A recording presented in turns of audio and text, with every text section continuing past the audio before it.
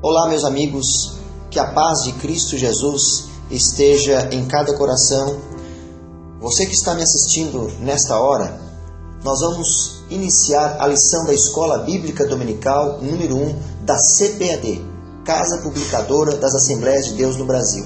Lição essa do quarto trimestre de 2014, que é escrita pelo pastor Elienay Cabral, comentarista, mestre da CPAD.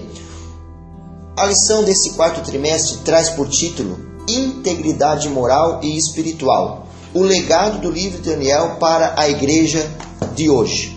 Nós vamos estudar durante esse trimestre de 2014 o livro do profeta Daniel. Livro este que contém 12 capítulos. Do primeiro ao sexto capítulo, o profeta Daniel nos traz uma introdução acerca da história do que estava acontecendo do povo judeu quando o povo estava no cativeiro babilônico. Do capítulo 7 ao capítulo 12, Daniel vai nos trazer profecias inspiradas pelo Espírito Santo de Deus para povos, línguas e nações de todas as épocas, e por que não dizer, até mesmo vindo a pessoa do próprio Cristo e dos tempos finais. Muito bem, a lição de número 1 traz por título Daniel, o nosso contemporâneo. A verdade prática diz assim: Daniel é um exemplo de perseverança na fidelidade a Deus e de integridade moral, estimulando-nos a confiar no projeto divino. O texto áureo da nossa lição, ou seja, o texto base da nossa lição, está em Mateus, no capítulo 24 e 15, que diz o seguinte: Quando, pois, virdes que a abominação da desolação, de que falou o profeta Daniel, está no lugar santo, quem lê, que entenda. Aqui é uma prévia de que o próprio Jesus, quando ele escreve o capítulo 24 do livro de Mateus, ou melhor dizendo, quando Mateus escreve acerca da pessoa de Jesus, ele relata que o próprio Cristo dá a autenticidade ao livro do profeta Daniel, quando ele cita Daniel como aquele profeta que havia profetizado acerca do tempo do fim. Então veja que o próprio Cristo autentica a veracidade e a fidelidade do livro do profeta Daniel.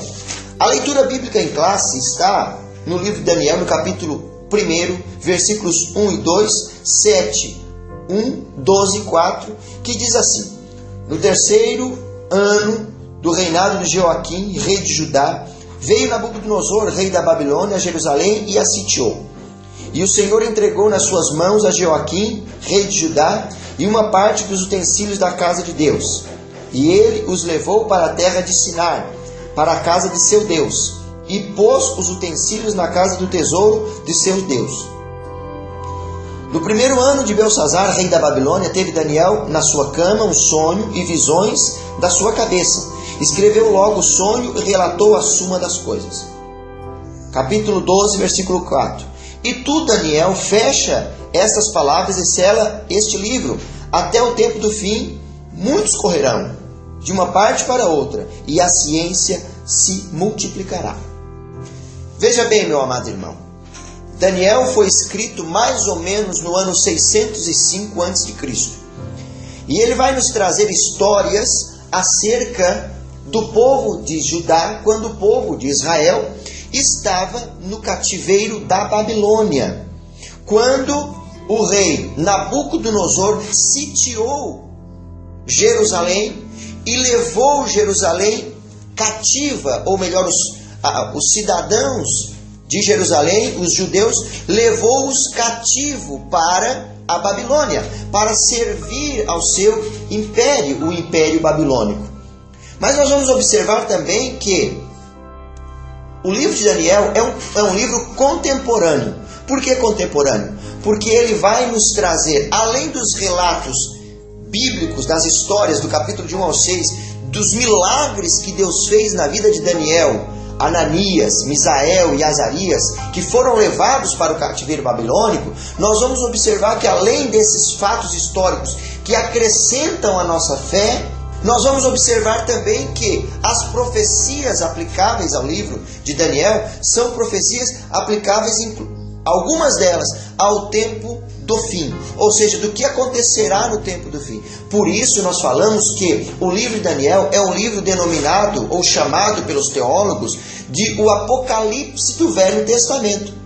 Em razão de que muitas das profecias dele ainda vão se cumprir, algumas delas já se cumpriram, como parte da estátua que foi o sonho do rei Nabucodonosor. Nós vamos observar que algumas daquelas profecias já se cumpriram ao longo da história, mas outras, ou o final delas, será exatamente no tempo do fim, o que está escrito no livro de Apocalipse, no Novo Testamento. Por esta razão, nós entendemos que o livro de Daniel é um livro contemporâneo. E digo mais a você, tão contemporâneo, que o próprio texto de Daniel diz que Deus é quem depõe reis e coloca reis. Ou seja, dá-nos a entender que Deus é quem coloca os governantes. Aliás, a Bíblia diz, e eu sei que você tem conhecimento, mas vou só refrescar a tua memória. A Bíblia diz que todo governante é instituído ou constituído por Deus. Então, eu quero abrir aqui um parêntese para dizer para você que você não deve se preocupar com as questões políticas, no sentido de quem irá governar a nossa nação na próxima gestão. Por que eu digo isso para você? Porque não importa o candidato que vença. Eu sei que você tem as suas predileções, eu sei que você já tem as suas escolhas, eu sei que enquanto evangélico, enquanto servo do Senhor, nós temos que ter orientações políticas para votarmos naquelas pessoas que possuem uma linha de raciocínio que se adequa ao que a Bíblia diz. Mas, no entanto, eu quero dizer para você que não importa quem vença nessas eleições, saiba de uma coisa: Deus está no controle absoluto de todas as coisas. Deus coordena todas as coisas. E se é Ele quem institui, se é Ele quem coloca, se é Ele quem constitui os nossos governantes, a nossa esperança não está no homem.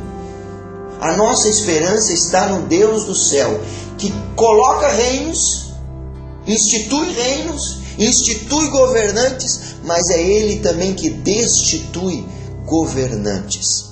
Então oremos pelas nossas autoridades, busquemos a presença de Deus para que Deus conduza essa nação, porque na nação brasileira existe ainda um povo que a Bíblia diz que se chama pelo nome do Senhor, um povo que busca a presença de Deus, um povo que ora, assim como eu e você estamos pedindo a Deus que nos dê graça, sabedoria e condições de termos uma vida em paz e principalmente que o Evangelho tenha liberdade de ação. Por isso nós vamos observar que o livro do profeta Daniel é um livro contemporâneo. E aí nós vamos então estudar a primeira parte, o primeiro subtópico da lição, que diz o seguinte: a história por trás do livro de Daniel. Então eu quero convidar você a acompanhar a continuidade desta lição, a história por trás do livro de Daniel, no próximo vídeo que nós apresentaremos e postaremos para você. Venha comigo!